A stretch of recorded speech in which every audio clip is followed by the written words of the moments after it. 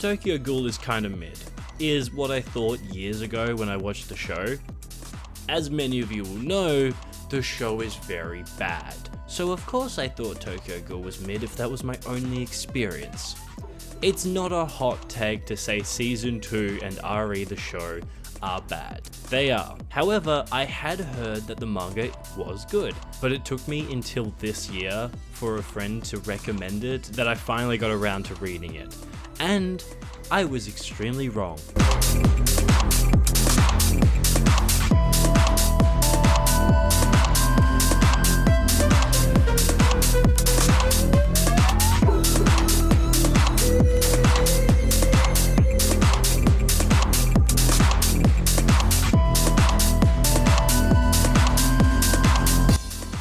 It's actually really good. It's really good, and I apologize for not starting it sooner. I should have gotten onto this. I really should have read it ages ago. I have been missing out. Look, everyone kind of knows the premise of Tokyo Ghoul.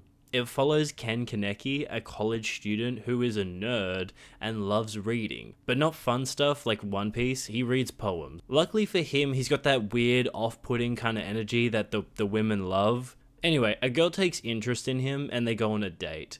It goes great until they forget to establish a safe word and she goes too far. She begins to eat Ken until she's hit by falling steel pipes, which is really just the most comical way to die and extremely convenient. Up later in hospital, and the doctor tells him how he was saved because they put her organs into him. The woman... The ghoul, ghouls exist, they know ghouls exist. The ghoul that tried to eat him, and they were like, yeah, we're gonna put her organs into a human. This will be fine. There will be nothing wrong with this situation. Nothing will go wrong. So, of course, Kaneki becomes a ghoul. Or half ghoul, and he hates it. I absolutely love this part of the manga. The ghouls were actually kind of chill and nice. They do what they need to feed, but they mostly just run a cafe. So they take in Kaneki and help assimilate him into his new life. And while they do that, Kaneki is crying and screaming and saying how he's become a monster, and bro, they're literally right in front of you. Like they're watching you call them monsters, and they're just being like, hey, we're here to help, bro. We're trying to help you. We're here to help. Don't be mean. They're so chill, and there's even little ghoul child he meets, and he just keeps calling them monsters. It's very interesting to see this person try to assimilate into this new way of life, and darkly comedic, knowing that like he's never able to go back. The biggest aspect of Tokyo Ghoul is the cycle of violence and fear of the unknown. Sure, there are bad ghouls, and there are also bad people. But most characters in this manga are just fighting because they want to be free from the threat of the other. But that threat only exists because they keep fighting and neither can back down. It's like, a ghoul killed my dad, so now I kill ghouls. I kill that ghoul is a father of a child, and that child is now pissed that I killed her father, so now she's gonna try and kill me. Cycle of violence. We all know how it works. It's not rocket science. The most interesting character in the beginning is Toko, who hates Kaneki because all her life she's been trying to live as best she can as a human and has suffered for it. Here is a guy who is crying after losing some of his humanity and has experienced the smallest bit of hardship she has faced her entire life. She tries so hard to fit into the expectations of society and forcing herself into that box, which has caused nothing but pain and suffering, losing her father and brother to it. The world tells her she has to be a certain way, and if she doesn't fit that way, she's not welcome in this world. Although, looking at it from Kaneki's side, there is something completely terrifying about having your entire body become something else. The fear at the end of chapter 3 that Kaneki feels is really interesting. I mean, the contemplation on if he's actually going to eat a human, the very thing he was like a month ago, I think. I don't know how much time has really passed. Is that still cannibalism or nothing more than eating what he needs to survive? I mean, he can't end up bringing himself to do it, and they end up giving him little sugar cubes of human to save himself from hunger, which could probably relate to how humans will happily eat meat without knowing at all where it comes from. Like, do you know what the meat goes through when they make a Big Mac? No.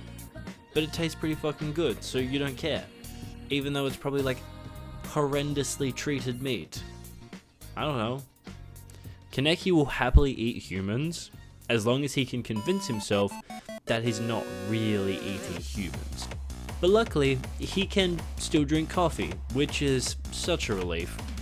When Kaneki manages to drink coffee, it's kinda nice. It's like the last piece of humanity he's able to grab and hold on to, right up until he's drawn to a delicious smell, only to find a ghoul eating a corpse, and the very fragile humanity he had grabbed onto is then torn away immediately, and Kaneki is once again thrust into the truth of the situation he's in, and the loss of his humanity is more real than ever before.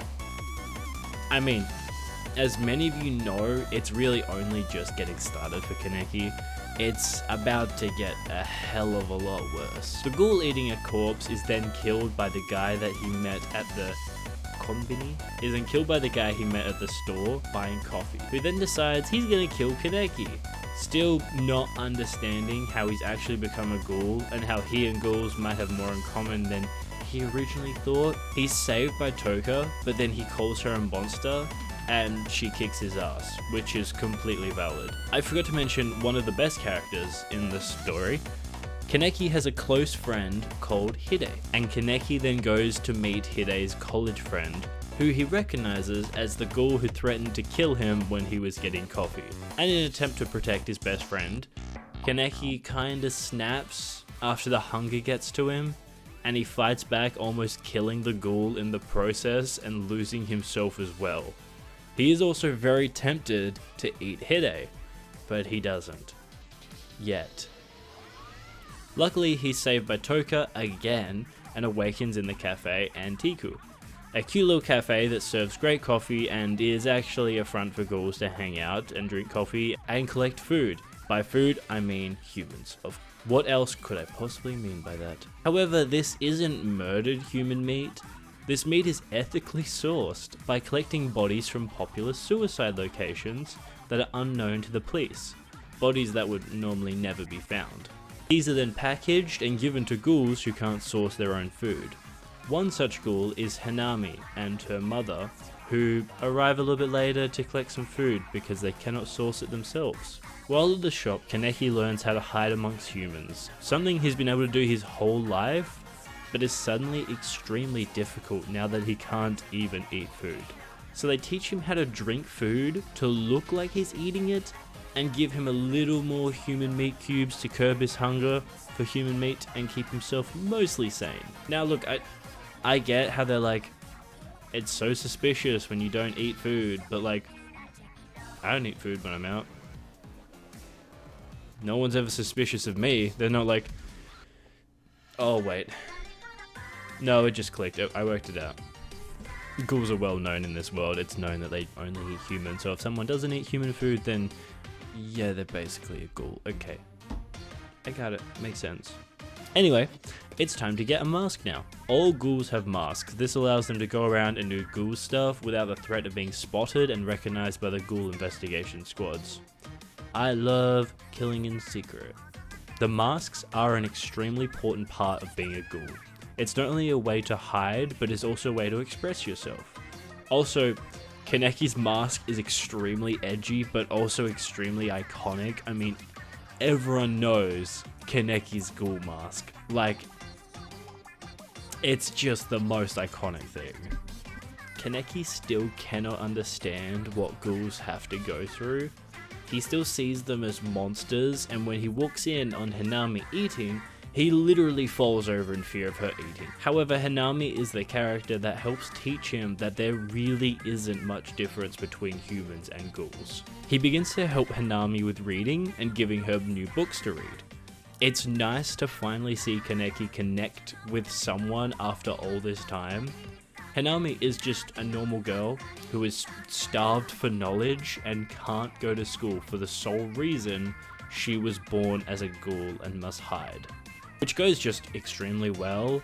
After a little bit, she and her mother are caught up to by the ghoul investigation squad. Hanami's father was killed, and then they use the father to track down the mother.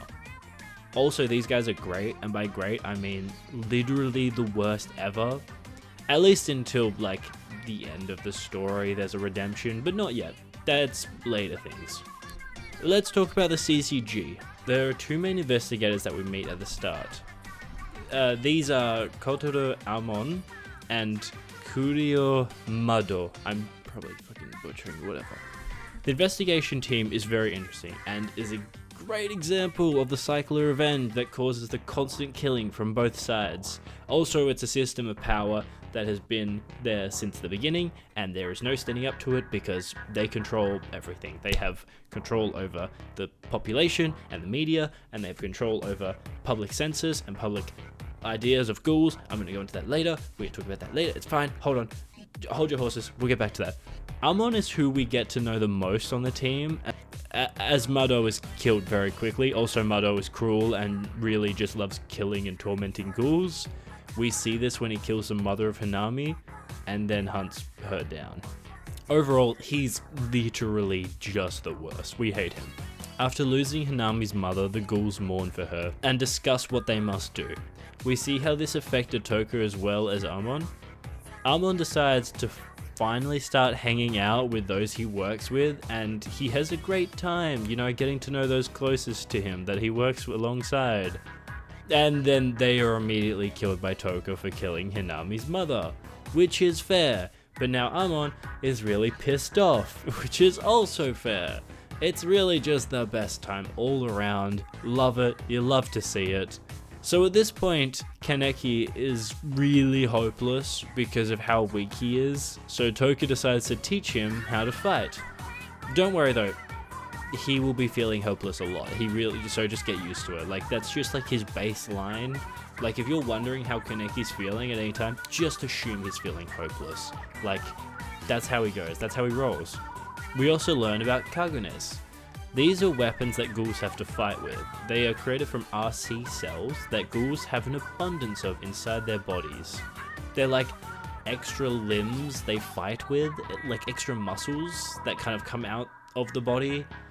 It's a really cool idea. At the investigation headquarters, we find out that there's a machine that can detect the RC cells in someone's body. Very high tech.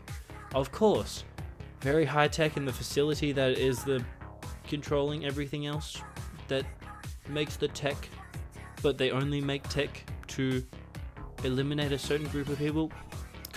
Couldn't mean anything, I swear. However, they find out even with all this tech, they can't see Kaneki as half ghoul. Mado pulls him through the door and is shocked after finding out his intuition is wrong. He is terrifying, this guy.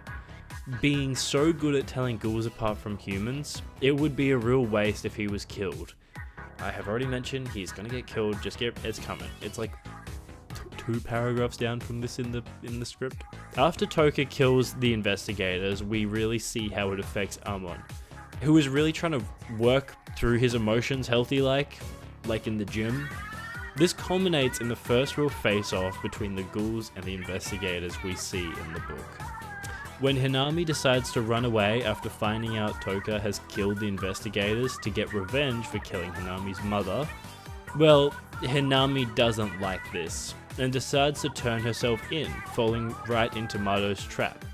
Luckily, Toka isn't far behind and defends her from Mado, who uses Hanami's own mother's Kagune against her, which is just the most fucked up thing you can do, I guess. But I kind of love how twisted some of these investigators can be. But I mean, no one ever lives up to that one guy later that basically causes all of the problems and actually gets what's coming to him, but that's spoilers. Again, I'm getting ahead of myself. Wow, there is so much to cover here. Holy shit. I'm gonna be here forever. How much time has passed? Oh my god, 25 minutes? We also see what's happened since Kaneki has begun training and finally starts to use his Kagune against Amon. To use it to full strength, he takes a bite of Amon, which is just hilarious. You know, just a little snack for the road, I guess. He actually wins this fight and then begins to cry, saying how he doesn't want to kill a person. This really sticks with Amon. He's never seen a ghoul cry before, or try not to kill a human. It's unheard of. But that's because Kaneki isn't a ghoul, or at least he is both ghoul and person. He's something different. He's something that hasn't been seen before. A being able to see things from both sides. Surely he can make a change in this world, and maybe it would really suck if he got kidnapped. Anyway, while this is going on, Hinami's Kagune is awoken and is a mixture of her mother and father, making it insanely powerful.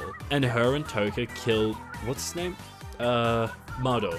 Also, I googled, like, when writing this script, I forgot his name, so I googled a list of Tokyo Ghoul characters, and he is, like, right near the top, which is really weird, because bro is dead already. This is what, chapter 7? Why is bro so high up? He's dead. He's not even that important. Maybe it's in order of appearance. No way he's like the 4th character to appear in this book. Maybe.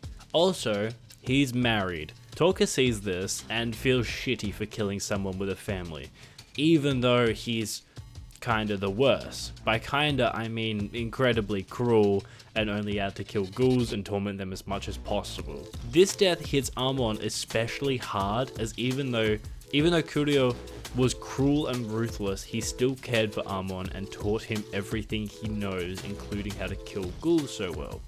This is something that Amon has carried with him and affects him in such a way that it drives him to get stronger and get ready for the next time he must face the Eye Patch Ghoul on the battlefield, which could happen at any day. Meanwhile, said Eye Patch Ghoul is coping with the actions he had to take and how weak he still is, unable to help Toka really at all. Anyway, Kaneki goes to the doctor and thinks about how the doctor probably knows that he's a ghoul and might be hiding the fact that he knows this. What a strange doctor. Maybe he'll be important later. The doctor also mentions Risei's funeral, which we didn't see. Also, that was the ghoul that had the steel beams fall on her and caused all of this. This man clearly knows a lot more than he's letting on. I mean, how the fuck does a doctor not notice an active patient turning into a ghoul? I thought this was a plot hole because I am a moron when I first read this. I was so very wrong. This first arc is really just an introduction to the world of ghouls and humans, showing how things work in this world and how the cycle of violence is perpetrated. And mostly an introduction to Kaneki and a link between the two worlds. This is quickly elaborated with the next arc. Which begins to push Kaneki to his limits.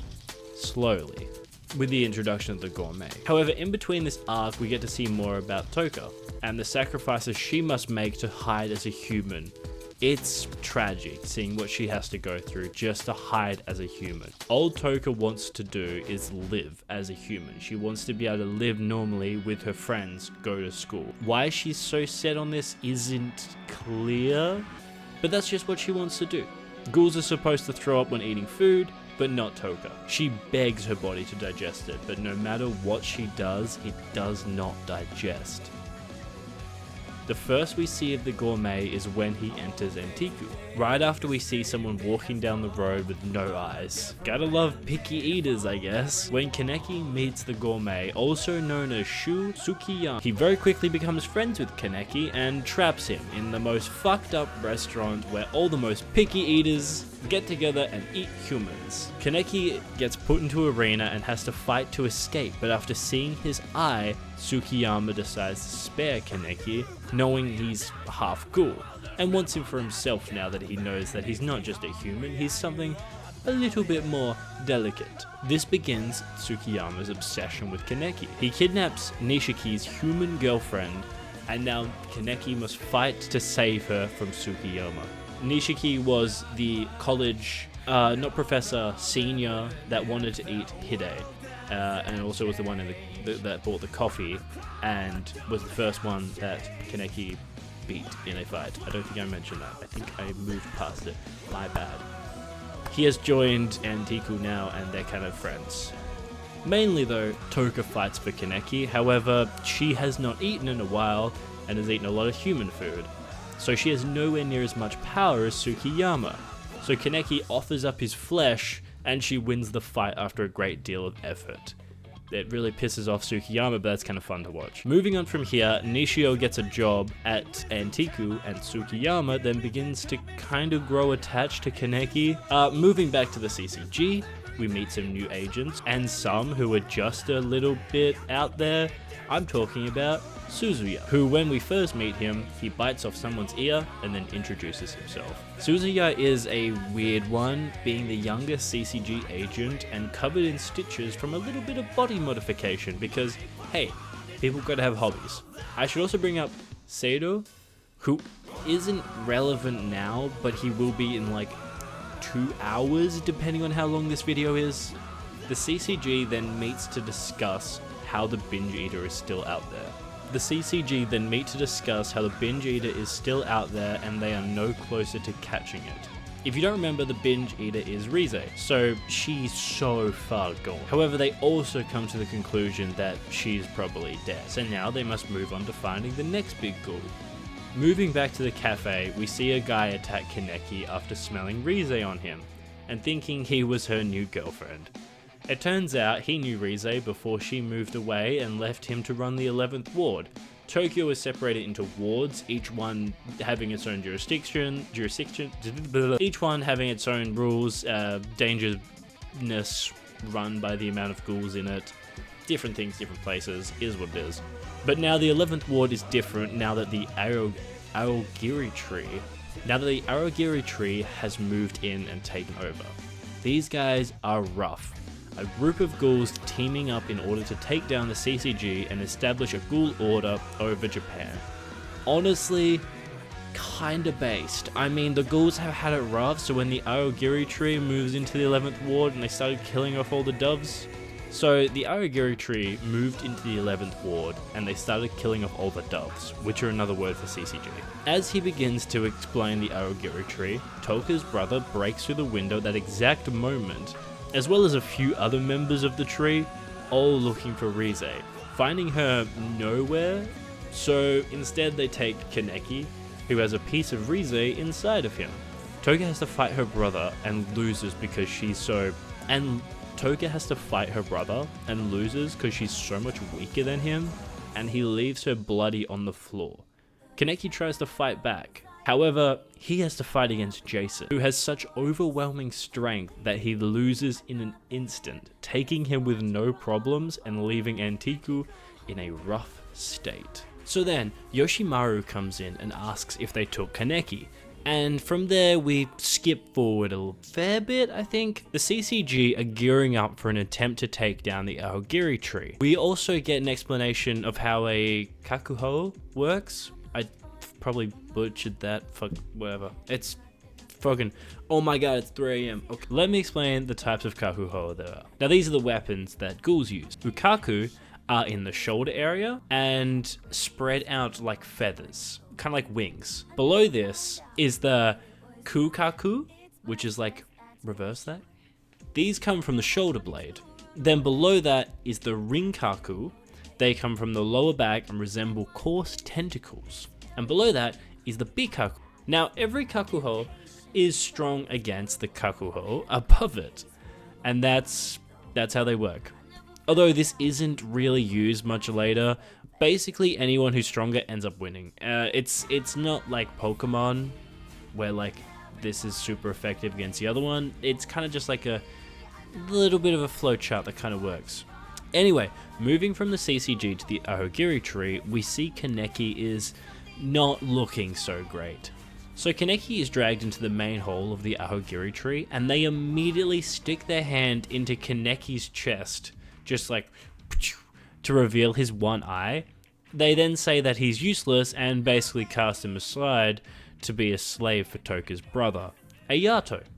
And he is then thrown back into prison. It's looking pretty hopeless until Banjo comes in and says how he doesn't belong there and Kaneki should escape with him. He takes Kaneki to a group of ghouls who are attempting the escape, and they talk about how they're going to escape in 1 month when no one will be in the building and that's their time to go. While planning this, the CCG are talking about their eventual attack. They also discuss how incredibly violent the Jason Ghoul is. He was arrested and tortured by a CCG agent who is notorious for being cruel. We'll get back to him. And Jason picked up a lot of things from this man, which is also what caused him to be this cruel. And Amon is looking to get a new Quinku. He also can't stop thinking about Kaneki, and we get a flash to what looks like his past, where he walked in on a ghoul eating. At this point, things are slowly starting to happen, and we get a look at the eternal politics of both ghouls and humans. Ghouls have a deep-seated anger for humans for the amount of pain that they have been subjected to at the hands of humans for just trying to live. And this anger has literally grown into a tree. The Ahogiri tree, the manifestation of ghoul anger at humans, with the sole goal of changing the order of the world. Whereas, for the first ever time, humans haven't been fighting with themselves. As we see throughout history, when humans have a enemy in common, they don't fight amongst themselves and manage to achieve things. The CCG is also locked in an eternal war with the ghouls, which is probably why we see such technological advancements in weapons. There is always so much technological development in wartime, however this advancement is only in weapons and tools to kill ghouls, as everything else in this world is just kind of the same. Back in the Ahogiri tree, we see the tasks that the ghouls unfit to fight are subjected to, as well as how Banjo is willing to put himself on the line to prevent those with him from being beaten. And of course Jason has his eyes on Kaneki, because of course he does, he's a great guy, we love Jason. On the night of the escape, everything looks good, until they're spotted by a stray guard, and then they're chased down by the twins, which are some powerful, high-ranking ghouls in the Ahogiri tree. Banjo stays to fight one of them until he is beaten down and Kaneki steps in to save him instead of leaving. He fights one of them off, but then the other arrives, and it already looks like it's over until Jason shows up with all the ghouls that fled captured. So at this point, it's completely Jova. He says if Kaneki will go with him, then he'll let everyone else go, so of course Kaneki agrees. And of course Jason is lying to him. He's a fucking liar. He cannot wait to kill them. Back at Antiku, they discuss how they won't be able to go get Kaneki, as he's in the heart of the Ahogiri tree. Yoshimura then goes silent, and Toka says how she intends to go after him no matter what. And everyone else agrees with her. So Yoshimura tells her that he always intended to go after Kaneki, but he was just letting them make their own decisions, because I guess he's a little bit of a troll. So they all get ready to move out and save Kaneki as well as Irimi, who we don't know very well, but we know she works at the cafe, and the gourmet, all of which head out with Yoshimura, saying how even though they're going to save him, the Kaneki they knew might not be there anymore. At this same moment, the CCG are gearing up for a major operation to take down the tree. This is only gonna end great. As the onslaught on the Ahogiri tree begins, we see a glimpse of what's become of Kaneki, before we go back to 10 days earlier where we see exactly what's become of him. After being taken by Jason, he was immediately injected with some RC cell repressants, which stopped him from healing, and then he was tortured. So much torture. He had his toes cut off and Jason basically did whatever he wanted. Kaneki's inner monologue begins to change. We first see the phrase, "People have always been weak." The injection then wears off.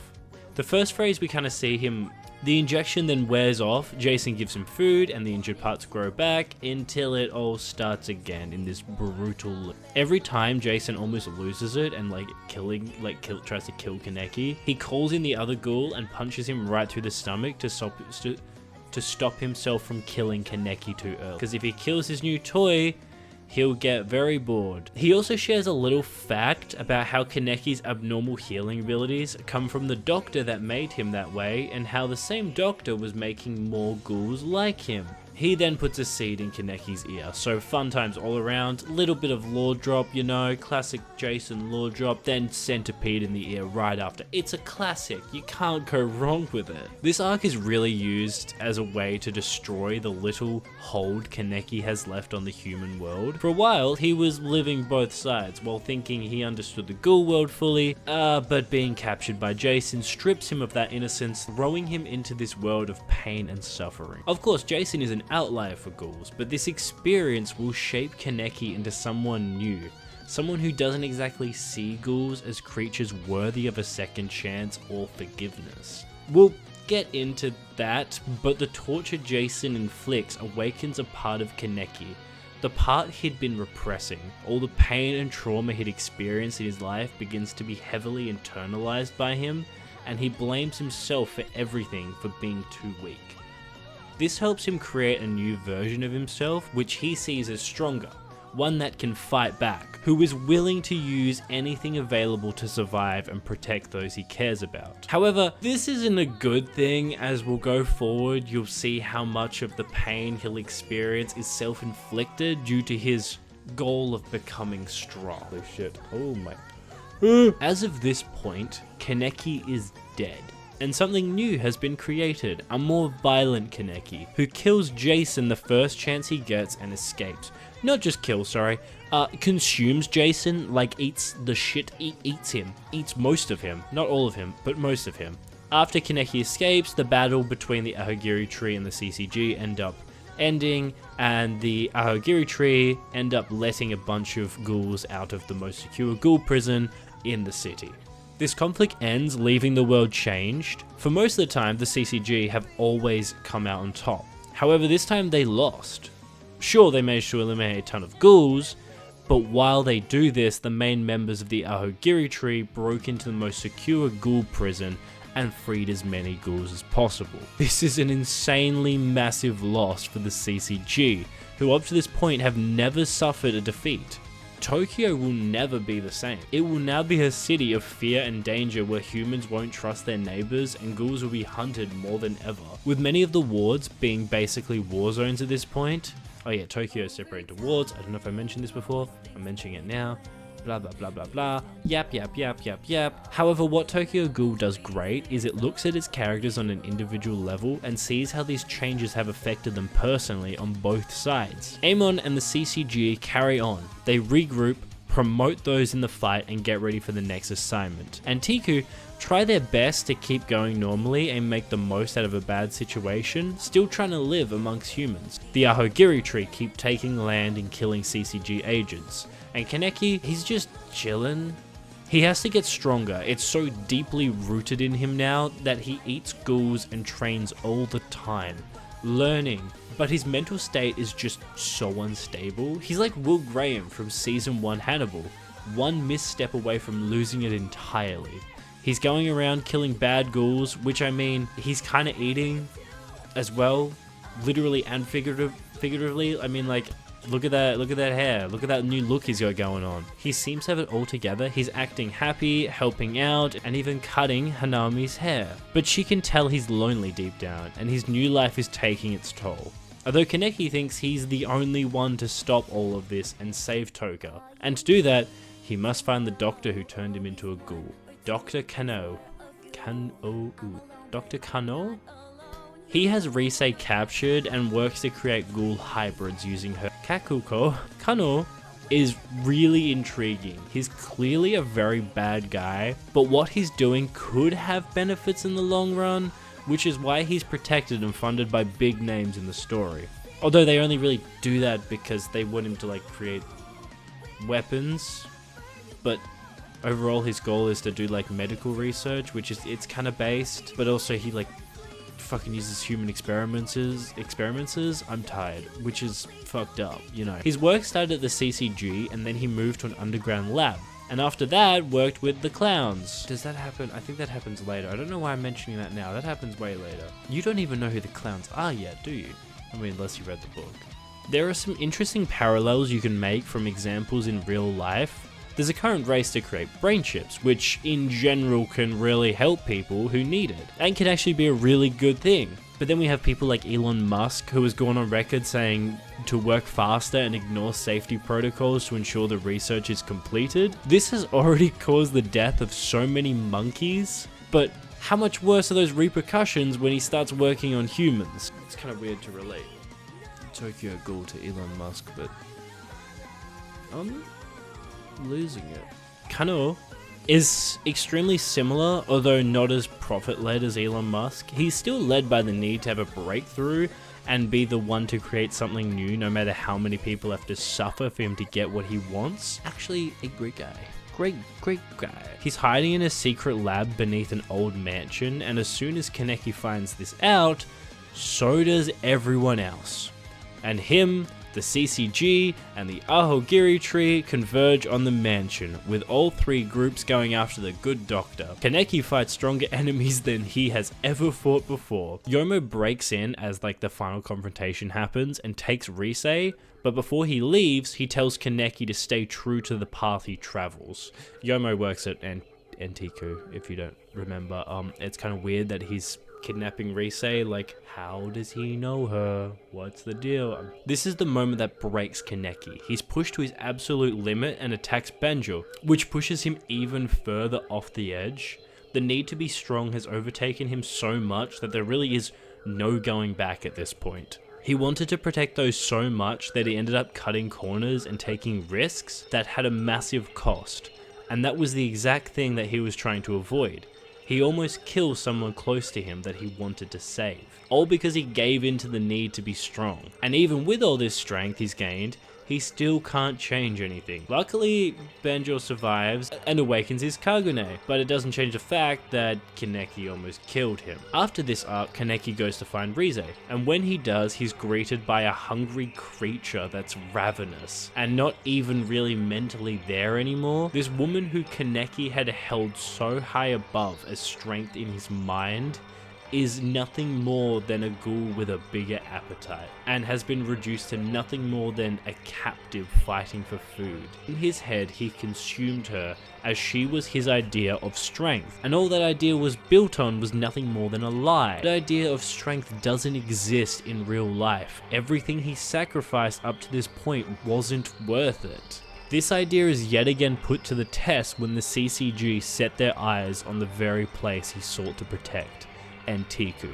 As the CCG prepare for their biggest assault yet, we are shown them getting ready and writing their wills up before they go. One character in particular stands out to us, Takizawa, who like others seems to have it all together, but in reality really doesn't want to die. It's tearing him up, and it's so tragic to see when you know his future.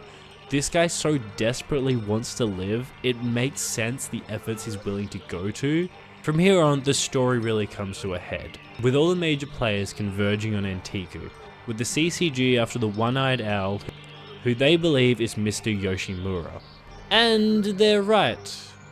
Kinda. There's actually two owls, which we discover in a little bit when the Ahogiri tree arrives. Kaneki is told that the attack is coming and he immediately wants to go protect them because that is the reason he did any of this. Yomo basically says, nah, you shouldn't go, it's a really bad idea, just like leave, just escape. And he's like, no, I gotta be there. Like, I kinda gotta die there to protect everyone, you know? But like, of course he's not gonna die, he's the main character.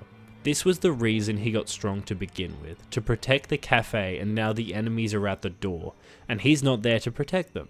In fact, he's being told to stay away, so of course he doesn't do that and heads straight to Antiku. This final fight really shows how the tension between the ghouls and the CCG have reached a boiling point, and now a group of innocent ghouls are going to suffer the consequences. Probably my biggest issue with Tokyo Ghoul is how we're shown a lot of ghouls, but barely any of them are shown to be sympathetic other than the ones at Antiku. It's not a massive problem, it just makes it hard to see how many innocent ghouls there are because in theory, there should be a lot more than we see. Not every CCG member is a crazed maniac, but most of the ghouls are that we see, which kind of sucks. It's like when someone's like crazy in the CCG, it's like, oh, that person's an outlier. Like, they're not all like that. But then, like, most ghouls we see are, like, bad or, like, eaten by Kaneki and we're told they're bad. And it's like, well, Kaneki ate a lot of ghouls, guys. Bro ate a lot of ghouls. Like, we're sure none of them were innocent? Maybe he just got hungry and he was like, I need a ghoul. And there was just a ghoul on the street and he was like, I'm gonna eat that ghoul. And that ghoul didn't do anything. Anyway, Antiku is the closest we have to innocent ghouls, and some of them have done wrong in the past, but they're making up for it. However, the system in place refuses to ever let them re-engage in society and have a chance of redemption. Sound familiar? Basically, our modern day prison and policing systems. Wow, didn't expect that one. Kaneki and Amon get their rematch after all this time, and Kaneki is winning. Barely, and after taking so much damage begins to lose it again. And it was at this point that you can actually start to see how far the art has come, with it looking absolutely phenomenal, with the action scenes looking especially good. Kaneki barely escapes with his life and runs to hide in the sewers, and in the sewers he finds Hide. After all this time, Hide knows it's Kaneki immediately, and this whole time has been looking for him. He offers up his flesh to save Kaneki, and it's so gay, like very gay. Also, I wrote this script, and then I read the second part, Tokyo Ghoul Ari, and yeah, basically confirmed, Hide, a little bit of a gay guy, a little bit, what am I saying? Yeah, he's a little bit of a gay guy. He's gay, a little gay boy. Hide, a little gay boy. They love each other for real. Kaneki passes out there and wakes up with the taste of blood in his mouth, and Hide is no longer there, so it's kinda obvious what happened, but he doesn't have time to think about this because he must now fight the strongest member of the CCG, known as the Reaper. This is his final test of strength, the final test to prove everything he worked towards was for a reason.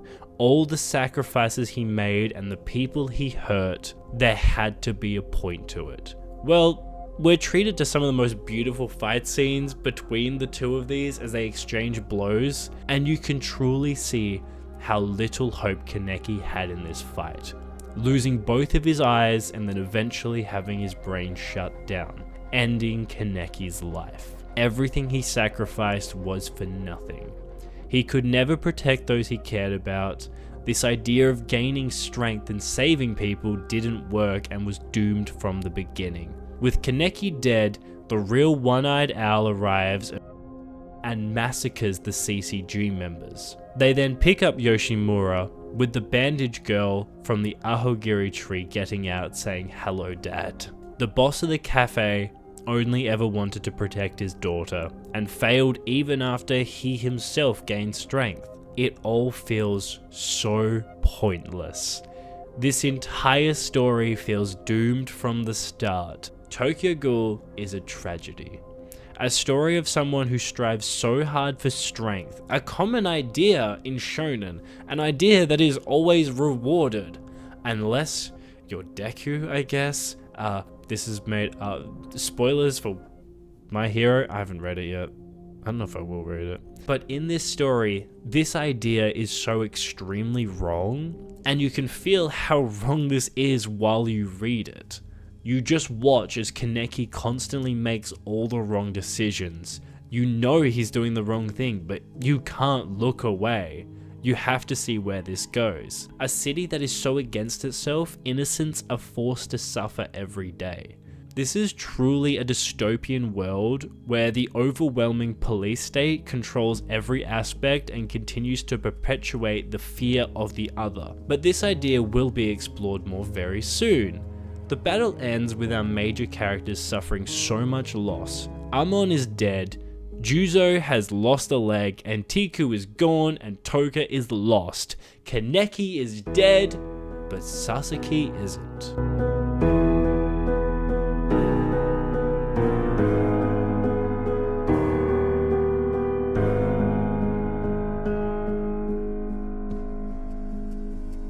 The book ends with an agent named Sasuke joining the CCG.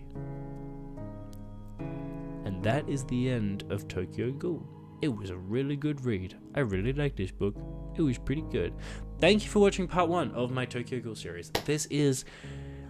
I love talking about this. It's taken me a little bit of time. This video was supposed to come out ages ago. I am only just filming it now, so editing's probably gonna take even longer. Oh my god, when you'll see this, when you see this, the last video was like fucking months ago. Oh my god, I've been at uni. But hey, it's getting there. I'm filming this at 4 a.m. Oh my god, it's 4 a.m. I have to go to bed.